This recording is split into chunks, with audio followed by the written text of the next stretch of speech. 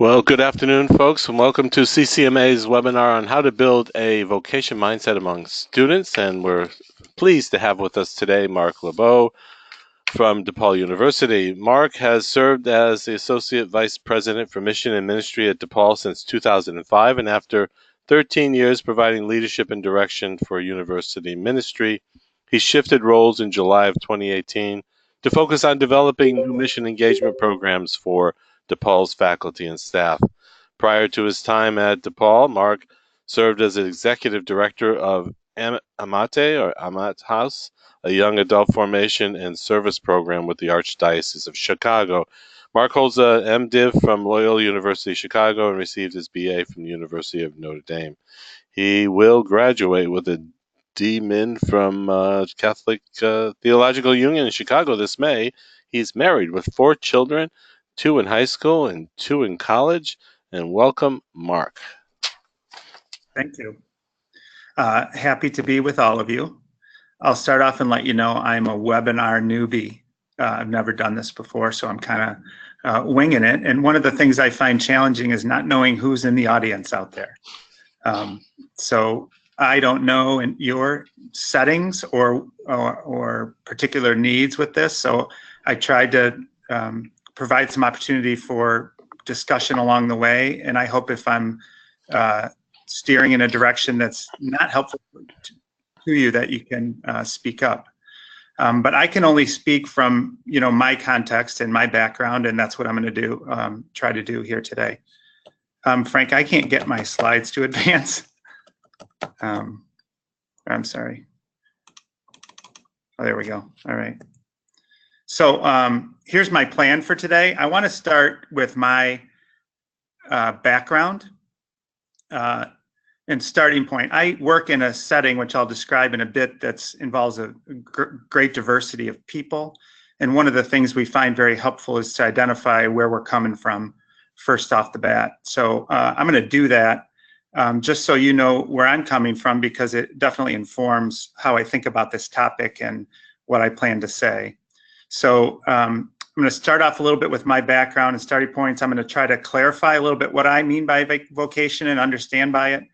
I'm going to talk a little bit about young adult development in a Catholic theological anthropology that I think undergirds this notion of vocation. And then towards the end, I'm going to get to pastoral strategies and then allow plenty of time for discussion. So that's my plan for today. I want to proceed just with a little bit about myself.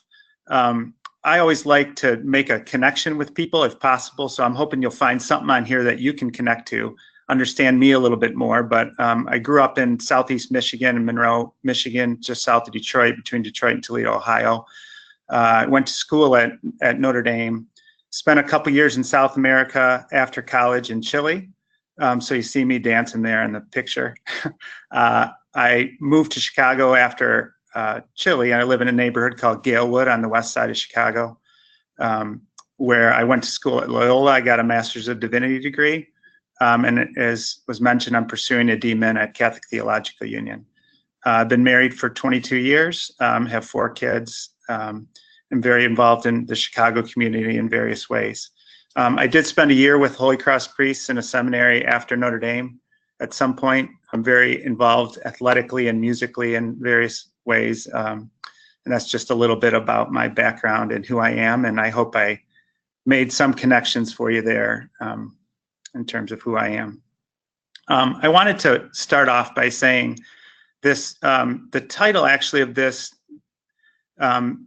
makes me a little nervous, and that any how-to, especially around a topic as rich as vocation, to me is, well, a recipe for disaster in a way, because I don't think about it in a sort of cookie cutter fashion. I think for me, context matters and is really important. The how-to for me and the how-to for you based on your context is going to be very different. I hope I can touch on some broad ideas that will serve you, but ultimately it's going to involve you translating a bit what I say to enculturate it into your context. I think there's some important questions to begin with, which is who are the people you're seeking to serve. My guess is the people that you're serving in your university or in your Newman Center or wherever it is are probably different than those that I'm serving at DePaul. The question of where's the best place to engage them and meet them with where they are, what the social character of the community is. The social character of DePaul University is going to be different than it is at another school or, for example, in a parish or a Newman Center. I think the big question is how can you build on the grace that's already present where you are? And obviously, for me, ministry is about relationships. My ministerial context I mentioned is DePaul University. And I think it's important because, again, we're very unique in many ways, being the largest Catholic university in the country with 23,000 plus students. So it's a very large school. It's a very diverse school. It's urban. It's commuter heavy. We have 2 campuses, so it's quite decentralized. About a third of our student body is Catholic, and far less than that in terms of our faculty and staff. So again, my ministerial goals are likely different from many of you in that you're in a different setting. And that's why I start with this notion of context being important in this topic.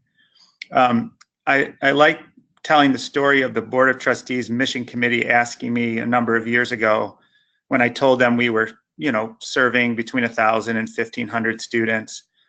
And their question to me was, what about the other 22,000? And I say that in part because our charge as a ministry is very broad.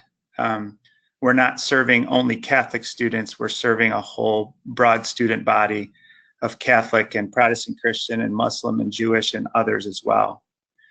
So that's where I'm coming from, and my ministry has involved a lot interacting with a very diverse community. And I think that will come across in what I have to say here today.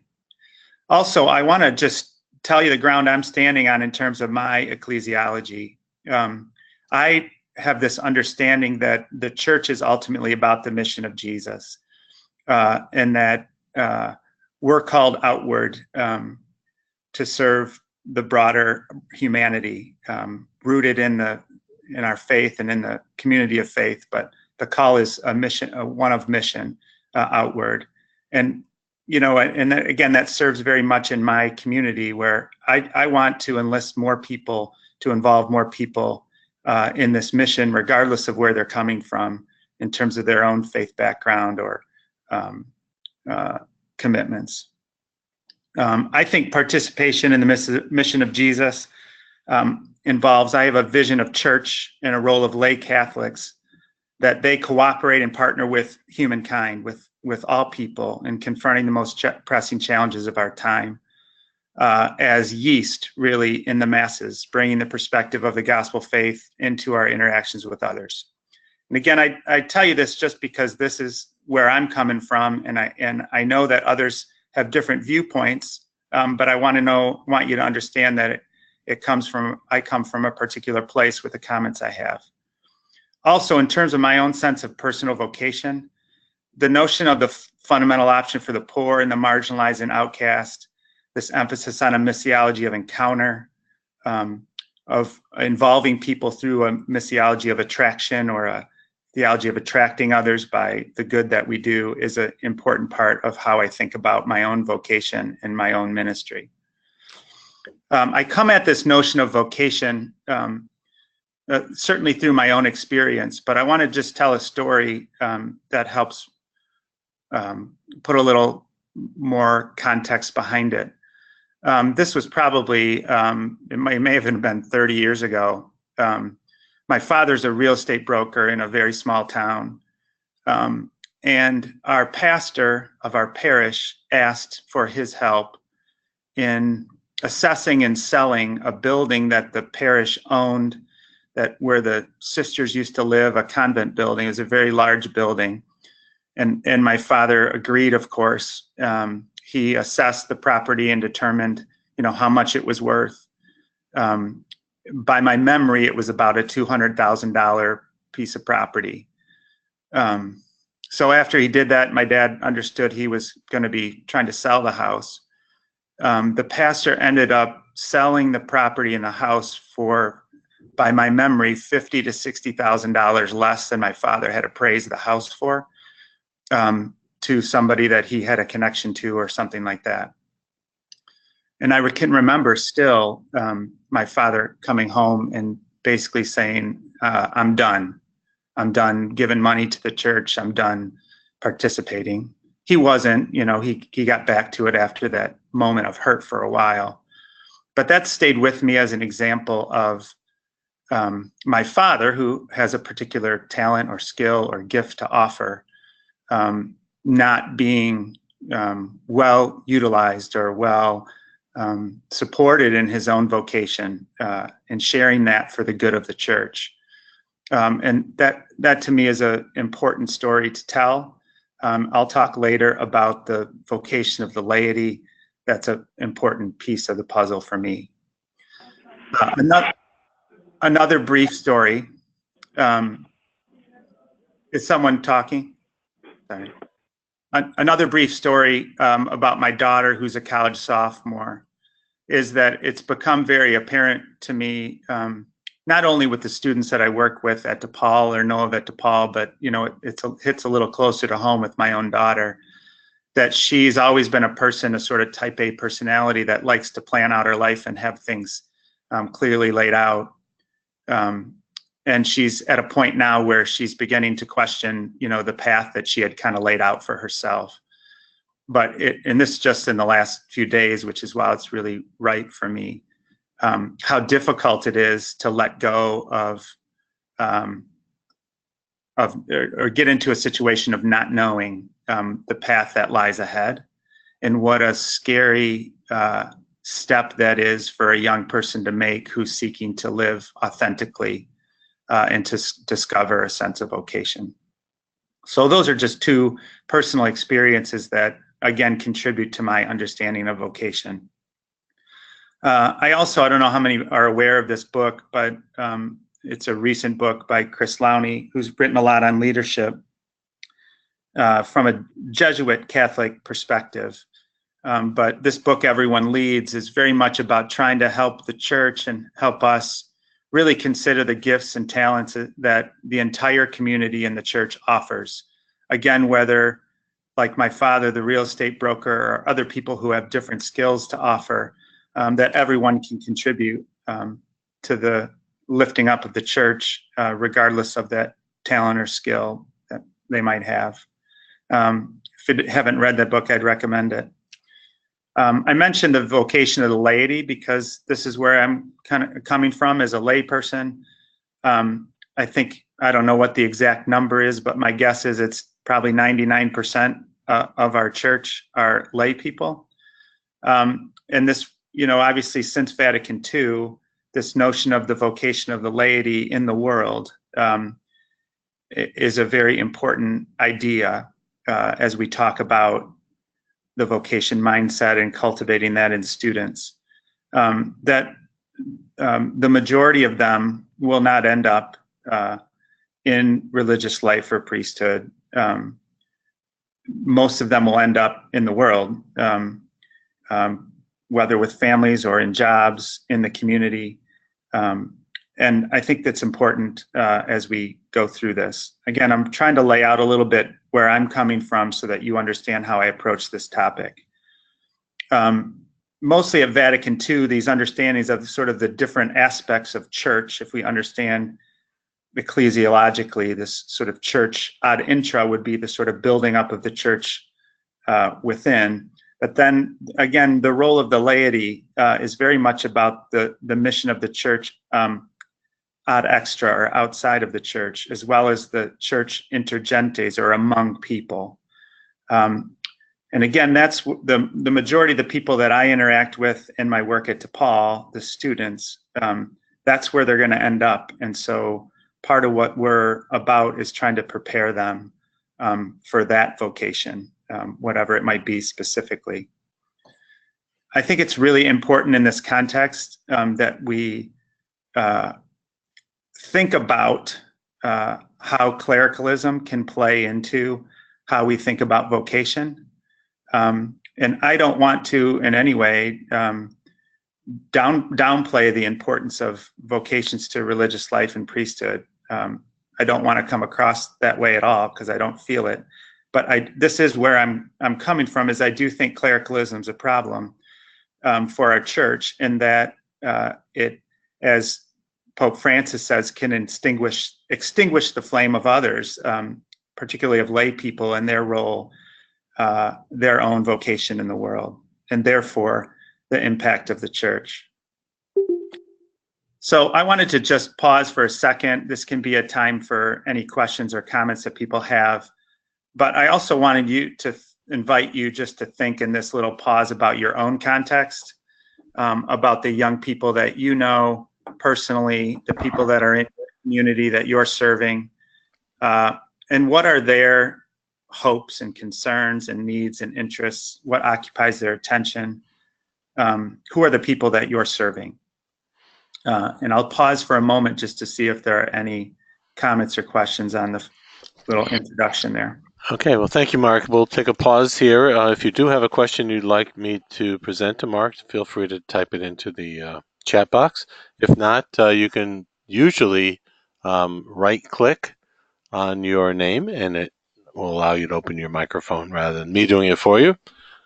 Might make it a little easier for discussion rather than me controlling that. So why don't we just take a moment if you want to send over a question, or just tell me to open up your microphone. Happy to do that. And if you're pausing, reflect a bit on the questions.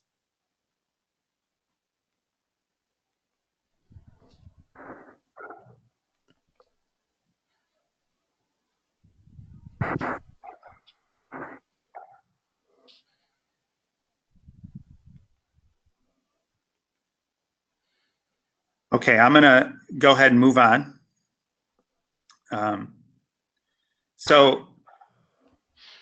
You may have a different take on this in terms of the broader U.S. culture, but obviously your particular context and mine, we exist in a larger sea, if you will, in the United States, of different things happening sociologically around us. And I've just named a few. I think particularly in the university or college setting, the career focus of students is really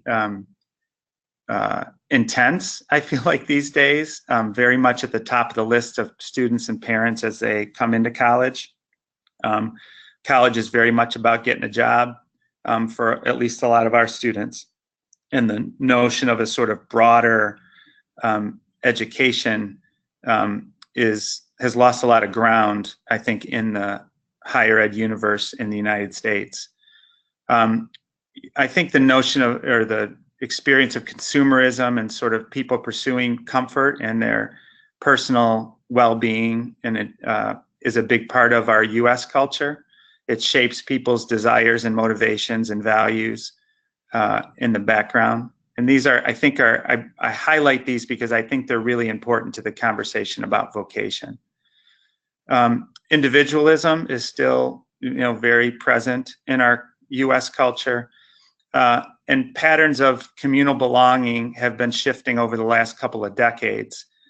People's experiences of neighborhood and of community and of participating in institutions in general have been on the decline.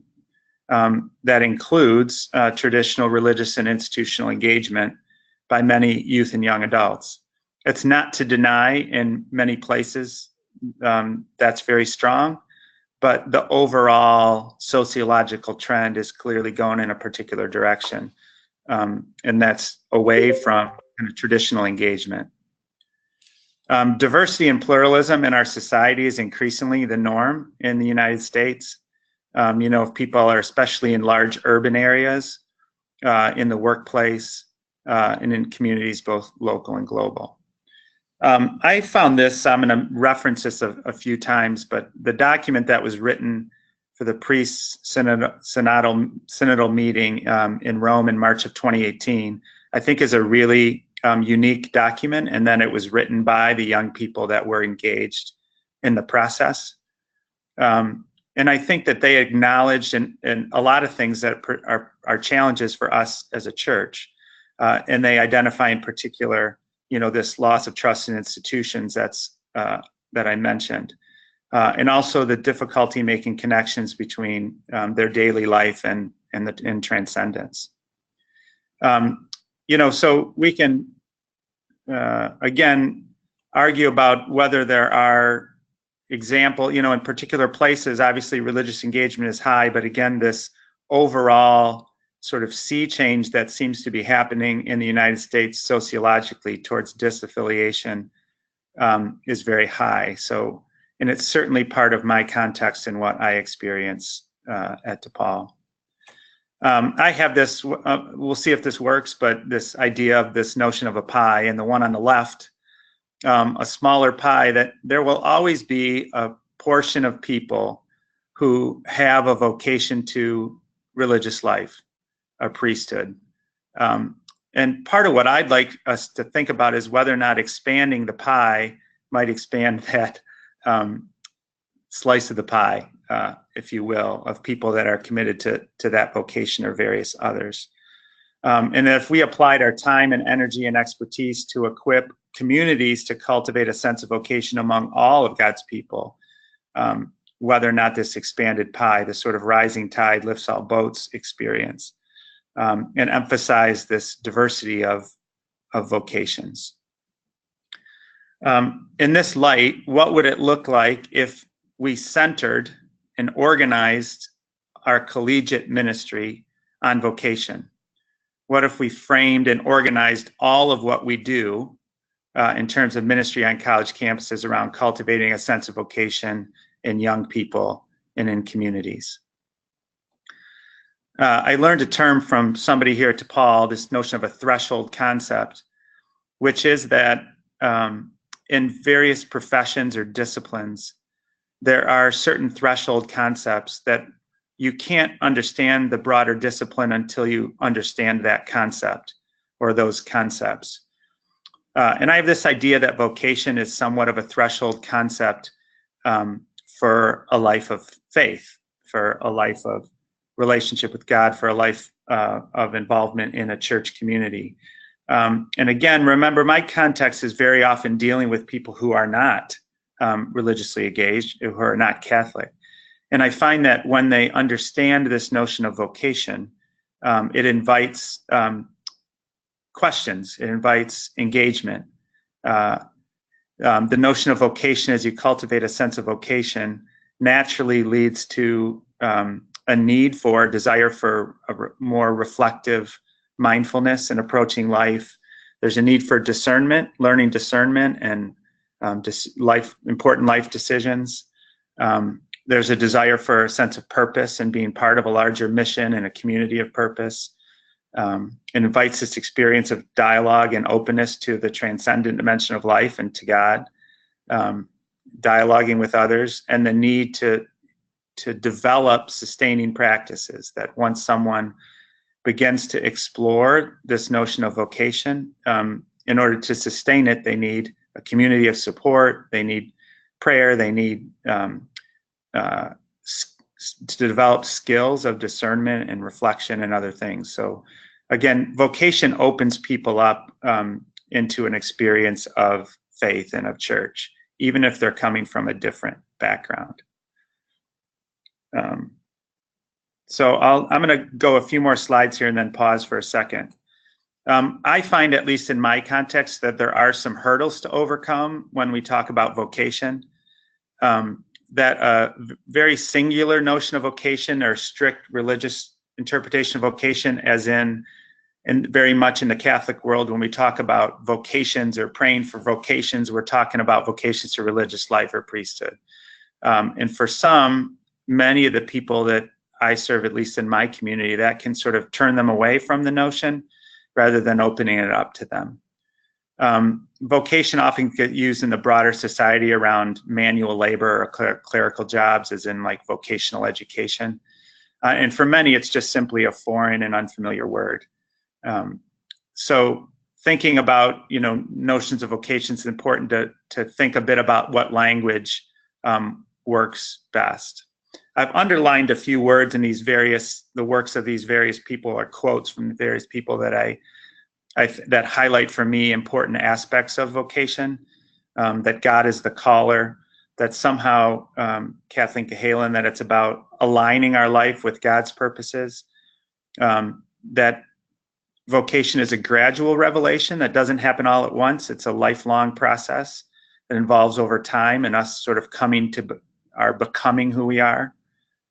That Ed Hannenberg talks about God calling me through others, that other people around us are a big part of how we learn about and understand vocation. Buechner's famous quote, connecting our deep gladness with the world's deep hunger, that somehow the needs of the world have something to do with my vocation. Herbert Alfonso, this notion of integration of a whole life, that vocation is part of a whole life. It's not just about job or career, or about my state in life, if I'm a single or lay person or religious person. It's our whole life, and somehow involves meaning. Michael Himes has done a lot of good work on vocation and ask these fundamental questions. Does it bring you joy? Are you good at it? And does anyone need it from you? And each of those are aspects of vocation. And I like this line by John Schuster below, that it's a passion, a desire, and a choice all rolled into one. Also, as I approach my own understanding of vocation or try to lay it out there, I think it's important to understand that it's fundamental to who we are as human beings. First of all, creating the image and likeness of God, and as we're gifted with the indwelling of God's Spirit, that's somehow fundamental to who we are as human beings. It's also rooted in our baptism and in our initiation into the community of faith. And it's part of the universal call to holiness. And I understand holiness to include a sense of wholeness and flourishing. And our vocation is the way in which we participate in the mission of Jesus, in the movement of God's Spirit in our life. So all that's about, again, background and sort of where I'm coming from in terms of my understanding of vocation before we kind of keep moving forward into the more practical aspects of this. So I'm going to pause here again and see if there are any questions or comments. Okay, thanks, Mark. Feel free to either send over comments or questions in the chat box or ask me to open up your microphone, or feel free to open up your microphone yourself if you're able to do it.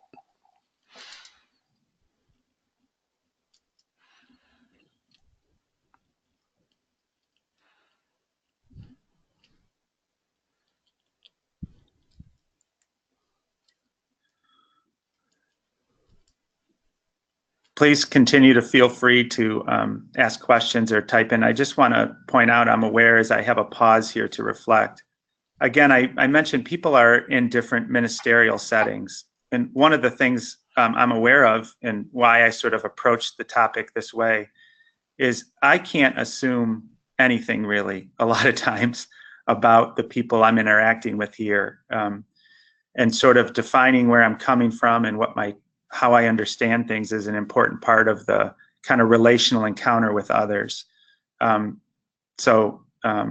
It's very clear I'm in an academic setting, and again, defining terms and defining my own social location and background is an important part of the process. I have a question. Okay. Yeah, and maybe it's more just a notion to keep in mind as you continue to speak and to share. So here at Seton Hall, I function as a campus minister, but I also work alongside missionaries from Focus, as well as missionaries from St. Paul's Outreach, and some vowed religious members of the community of St. John. So there's a lot of moving parts here. And although I oftentimes function as a connector for those different groups, I don't have like I can't totally control everything that they do and the way that they approach everything. So maybe to just keep that in mind as you go through the topic, to maybe ways that we can bring this notion not only to our students, but to like our colleagues or kind of contracted groups that are working with us in this mission. Yeah. Okay. Okay. Thank you, Stephanie. Yeah. I do have some questions popping up here on the screen. First, coming from Mike Bennett. How do you bring in the Paschal mystery into your training of ministry of vocation?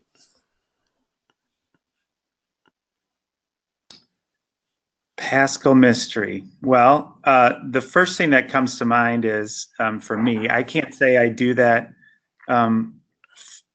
formally or really intentionally in my work. So I appreciate the opportunity to think about that a little bit. But I will say a very common experience that I'm going to mention later, and I mentioned a little bit about my daughter's experience. There's a writer who's done a lot on young adult development named Sharon Delos Parks, who talks about the experience of, she calls it shipwreck, which I think she borrowed from somebody else. That's very common in the young adult journey in particular, when the ship that someone's cruising on there crashes for whatever reason. Either it no longer starts taking on water, it no longer holds for them because of experiences they have. Maybe they experience a loss in their life of a parent or loved one, but something really destabilizes or deconstructs their previous understanding. And that's very common, in fact, an important part of the young adult journey. And how they navigate those experiences are really critical to vocation and them coming to a sense of themselves and becoming an adult. And I think the Paschal mystery is absolutely critical and valuable and helpful in young people moving through an experience like that. Thank you. Lissandro asks, and I think you'll get to this shortly, are there any practical activities to bring vocation awareness in campus events that are inclusive and welcome people of all backgrounds? Yeah, if I can hold on that one, because that's coming. Again, I spent a lot of time setting all this up and giving a background, but I haven't gotten to the practical stuff. So I will definitely keep that question in mind. Great. And Jeff asks, given the hurdles inherent in the word vocation, do you have any thoughts on alternative terms? Well, I'll also talk about that a little bit later on, but I will tell you there are pitfalls to other words too. We've used the word purpose here because it resonates with a lot of people. We did some, focus groups and a lot of conversations with people about language, and that's what we ended up using. I think of that notion of vocation being a threshold concept, that you can't get people into the deeper understanding of what vocation's about until you get them through the front door. So until you begin to have a dialogue in a relationship.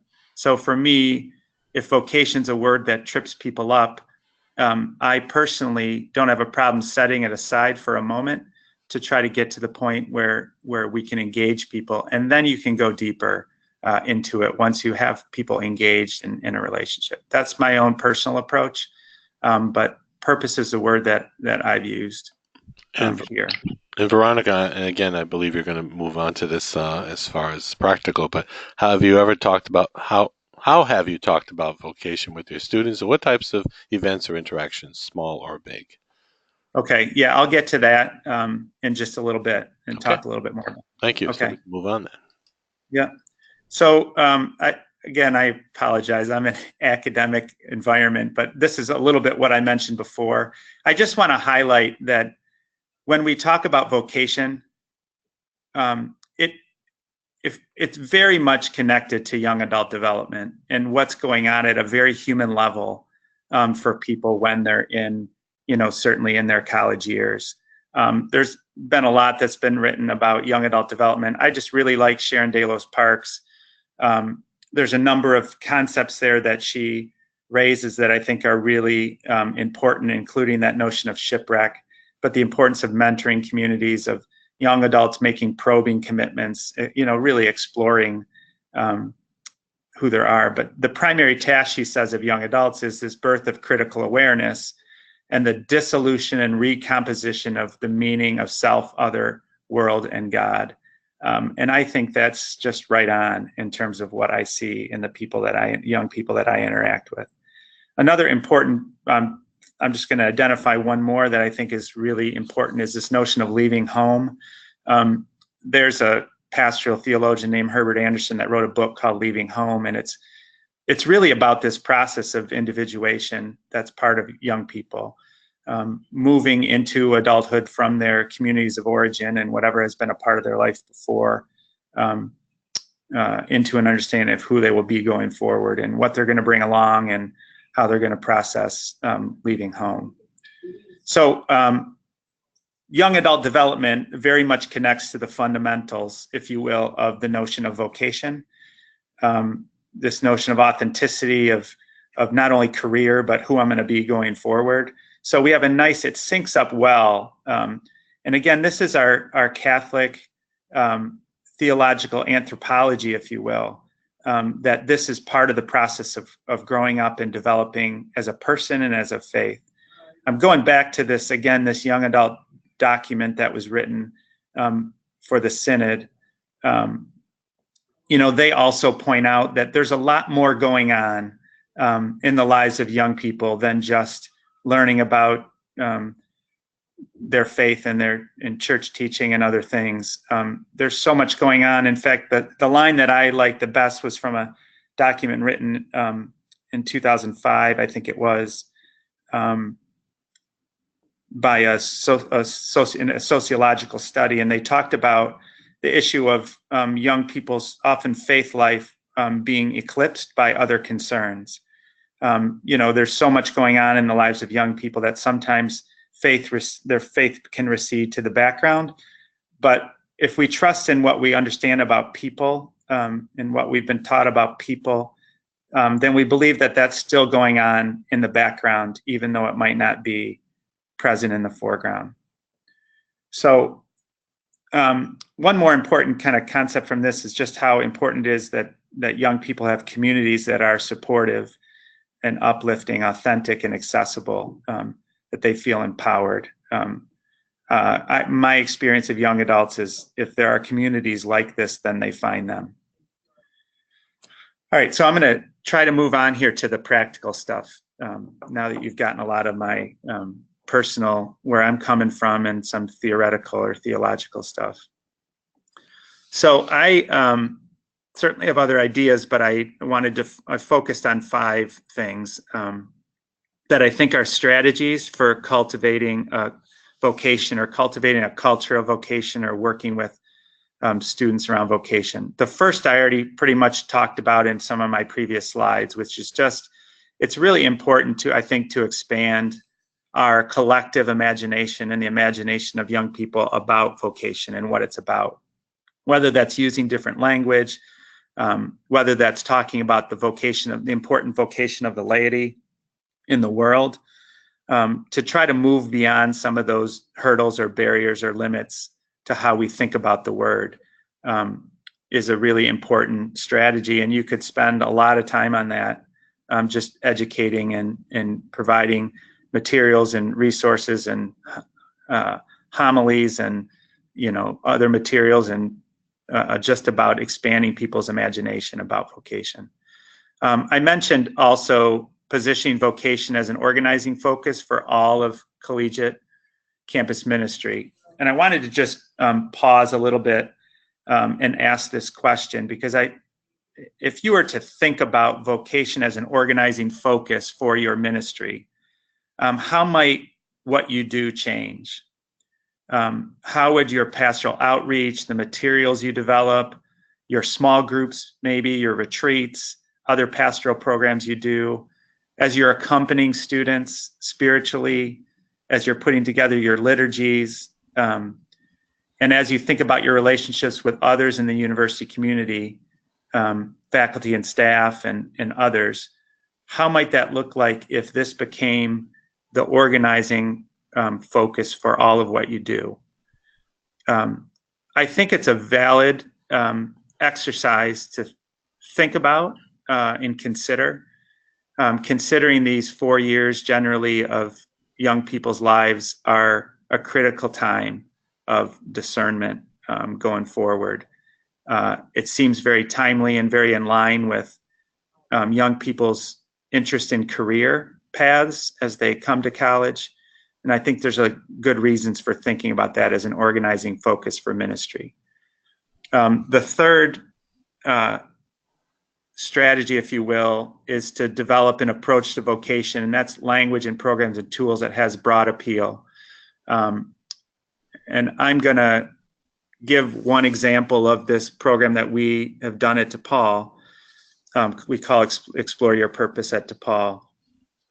And we worked with just a lot of people institutionally to try to translate, if you will, the notion of vocation into a framework with learning outcomes and things like that that would fit for a broad range of people, including our academic advisors and our career center and others, that then became partners with us in this effort.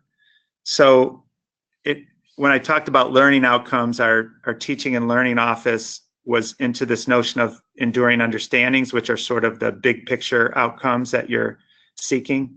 And then there are learning outcomes underneath them. And we developed this tool we call the Wheel of Purpose, which is just a very fun way to interact with students in the open, sort of in open atriums and in public events. This wheel that people can spin has amazing attractive powers in terms of everybody wanting to spin the wheel, and then we'd usually have some giveaway. But what it did is we would have people there and begin to engage people in sort of conversations and get to know them a little bit and hopefully get them signed up to participate in more things. So this is just an example, again, of this notion of approach to vocation that has broad appeal. If you took, this notion of vocation of the laity, I think that also broadens the approach to vocation. That I think we could do a whole year of catechesis or thematized programs based on this notion of vocation of the laity, and it also would broaden that appeal. The next sort of strategy that I wanted to suggest is to think about enlisting and forming faculty and staff as partners in this effort. I say this, and you may have remembered from the introduction that I sort of shifted the attention of my work last July, where this is now my focus. After doing more traditional campus ministry for 13 years, I became, that question of our board of trustees about what about the other 22,000? I became convinced that the only way we can broaden and deepen our mission at the institution is if we have more faculty and staff engaged as partners in what we're doing, in whatever way they can do it. So I wanted to suggest this as a pastoral strategy if you're not already doing so. Because I think it has tremendous impact and it expands the sort of reach and depth of what you can do. So recruiting and developing faculty and staff as adult mentors, whether that's by academic discipline or they're sharing their vocation stories with students is very powerful, both for the faculty and staff person and for the students. And it forms connections and bonds that you can't, I don't know how you can duplicate. They're just very powerful. So they also, I've done some various things, faculty development programs that invite people to incorporate reflection on vocation into their courses. I mention here below also, I'm very into the notion of the vocation of particular disciplines. So whether that be business or whether that be law or whether it be sociology or chemistry or whatever it might be, each of these disciplines emerged because it contributed something to the broader human society. And I think helping people reflect on their career path or their academic career as in the light of vocation is really helpful, not only for students, but also really helpful for faculty who teach the courses.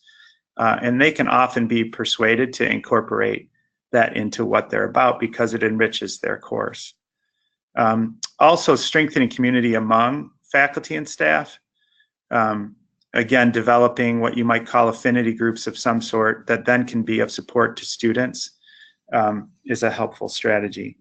We've done here the discussions, or we call them seminars or salons, again, about the vocation of particular academic disciplines with people in that unit, often bringing in a theologian and a philosopher into the mix, and those have been really effective. We've also done workshops on vocational exploration for staff and faculty around this Explore Your Purpose program. Both staff and faculty have found it helpful. Obviously, the language that's used and how they're framed is important, but staff development, particularly younger staff, are really eager to explore their own career paths as well, and how this notion of vocation or purpose fits in with what they do, as are faculty.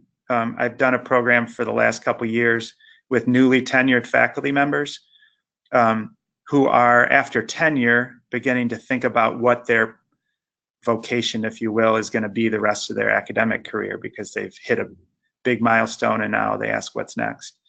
If you're not partnering with your career center, they're, at least here, open to workshops that help them achieve their goals, and that can be an important partner. I use this term pragmatic inquiry partly because I wanted to introduce it, but it's a broad term to capture what I mean by it. There's a faculty member here at DePaul who developed this program called Pragmatic Inquiry, which is really about a process of exploring and sort of reflecting on key important questions in life. There's a lot that's been written recently about the notion of design thinking, which is being comfortable experimenting and trying something, and then reflecting and learning from it, and then starting again with the new insight that was gained, and continuing to pursue a way forward. And that's part of what this notion of pragmatic inquiry is about. But it involves skills of reflection and self-awareness. I was just, in preparing for this, I don't know if anybody's seen Leonard DiLorenzo's book. He's at Notre Dame. He just wrote a book about vocation, and one of the things I found particularly insightful about his book is this notion of the authority of hidden assumptions in young people's lives. And this ability, the skills of reflection and self-awareness are in part about the ability to recognize the way that hidden assumptions sort of impact how they think about their own sense of self and vocation. This notion of pragmatic inquiry also involves dialogue and listening, are important skills for vocation, as are discernment and decision making. And then each of these skills, as they're being developed and as they're being practiced, can involve the integration of prayer very easily each step of the way. I put some ideas down there in the corner, but this process can work really well with small groups, or what might be called communities of inquiry. I have down at the bottom sort of, a lot of times you can do these around people who are majors in particular disciplines, who are trying to explore and understand this notion of vocation more deeply based on their academic discipline and major. Discernment can be a really helpful, easy thing to frame a program around, whether it's a one-time thing or several sessions, that allows you to sort of work through the process of discerning vocation. Obviously, journals, the tried and true practice, are still really helpful. Reflective journaling prompts that can be, given out and incorporated in various programs or in your church bulletin or whatever it might be. So when I think about this, cultivating a, vocation at the center of your ministry, the more ways you can sort of weave in those type of things into what you're already doing, that can help. Retreats on vocation or on discernment, spiritual companionship or spiritual direction programs that focus a little bit more on that topic. So I wanted to just share, this is my son on a trip we took to Glacier National Park this summer. And I'd begun to see in him, he's now 17, there's definitely a shift, a generational shift that he's a part of. And my own experience of learning to walk together with him has been both a challenge and a great gift for me. And what's clear is, I think down at the bottom, I say wanting not to be defined by any box or preconceived notion. I think we're at a time as a church and as campus ministers that we need to learn to walk together, side by side, in a way where our previous maybe tools or approaches are not as effective, or maybe we need to rethink how we engage people. There's an author that's written about this notion of social character, where Michael Maccabee, he talks about the shift in social character that's been emerging in our U.S. society from a more, again, hierarchical and sort of authoritarian model of leadership to one that is more like that of an older sibling, if you will. So this notion of walking side by side and willing to walk into the unknown together rather than being experts that are seeking to give answers. We're walking into a journey with this next generation that we haven't seen before, all the changes that have happened into the world. And to approach ministry with the answers, I have a feeling is not the right way to go about it. That shoulder to shoulder and walking together with young people without having all the answers and everything clear is a more effective way, especially to walk them into this notion of vocation, which is always a process of unfolding. We have a lot to build on with young people and where they are today. I think the notion of authenticity is really high. I know with my son and with this age group, authenticity is of great value to them. They want meaningful lives. They want to be connected to their peers. You know, they don't want to be lonely. And though they may lack religious experience or engagement or language, they're very open to authentic questions of meaning and purpose, which is right in the wheelhouse of vocation. They're also very inclined in general towards issues of justice and inclusion and diversity. And I think that makes them very open to the sort of social dimension of vocation. And again, this notion of mental health and wellness, self-care, integrity is also very central to young people's lives. So I wanted to pause again for discussion and questions. I know there were those practical questions. I gave a few examples, but if anybody has other specific questions, I'll try to answer in the time remaining. Thank you, Mark. Tammy made a comment here that might be worth opening up her microphone. She said her campus for 5 years now has building vocation program through a NetView grant. So Tammy, would you mind explaining or giving your input on this topic? Oops, sorry. Unmuted. Okay, well, every time I'll unmute you. Hold on. Okay, Tammy, go ahead, please. Yeah, before I started this position at Fran U, we had acquired a NetView grant. So the campus, the faculty that were in charge of it was a theology professor and also one of our physical therapy professors. And so they instituted a program where they put into the freshman class a definition of what vocation is to help them to explore what their purpose is in their different health professions. We're highly health professional campus. And then they also did courses or training workshops for the faculty to integrate that into different courses through reflection questions, which you kind of touched on. And before the faculty that was in charge of it left, she opened up a Vocations hub where faculty and students could come together to meet, to discern Vocation. Nice. And it wasn't necessarily always the call to holiness, but it was a call to the purpose in their life and how they're to live that out. Mm-hmm. Great. So it's changed somewhat, but it's still part of who we are on our campus. Right. If anybody doesn't know NetView, it's a program sponsored by the Council of Independent Colleges. It's funded by the Lilly Endowment, which has done a lot of funding on vocation programs on college campuses over the years. But the NetView conference just took place about a few weeks ago. 2 weeks ago. Yeah, so it's every other year. But independent colleges that are part of CIC can take part in NetView, and they have some wonderful resources and have produced a lot of good materials.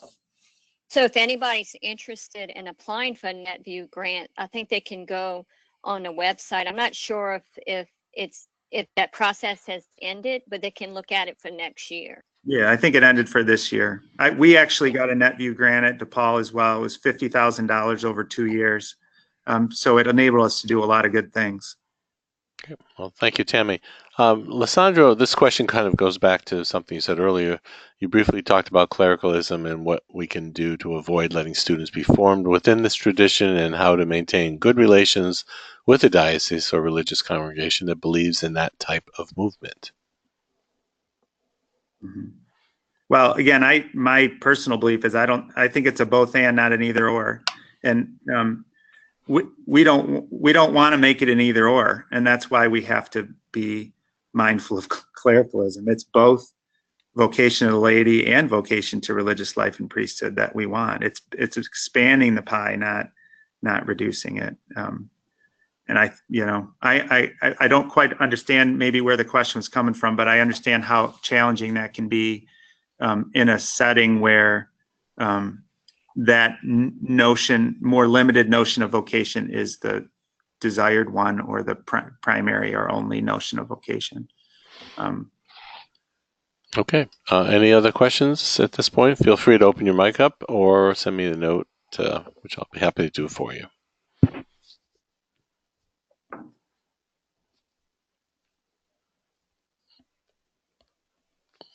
Okay. I'm assuming people are aware of this prayer by Cardinal John Henry Newman. I'm just going to leave it up on the screen and invite you to read it over as we're closing. But if there are other questions, please let me know.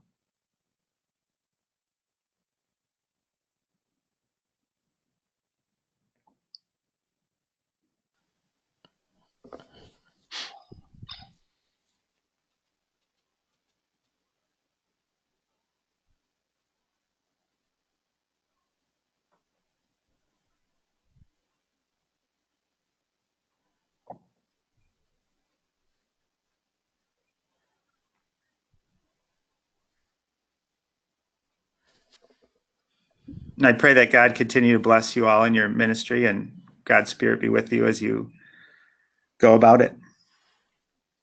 Amen. Thank you. We do have one last question just popped up. Do you mind taking it?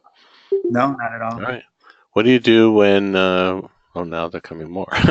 What do you do when we have students who are busy and have difficult time trying to attend this type of event about vocations? Well, it's one of the reasons why I pivoted towards incorporating faculty and staff in our work, because I'm very much aware that if it doesn't happen in the classroom, in many cases, it's not going to happen at all. Online, possibilities also, we opened up some online possibility with tools and resources that we could direct students to as well. But it's a very, very difficult thing, especially on a commuter campus or a campus where students are working. But again, it makes working with other staff and faculty even more important in reaching, broader numbers of students. Okay, well, thank you very much, Mark. On behalf of CCMA, we appreciate your time today. Thank to all of you who have joined us here, and we will be releasing the recording of this webinar by Krista, probably by tomorrow, knowing Krista. So everyone have a great day. Most blessed Easter as the Lent completes itself here, and we thank you for joining us. And Mark, thank you again. Thank you.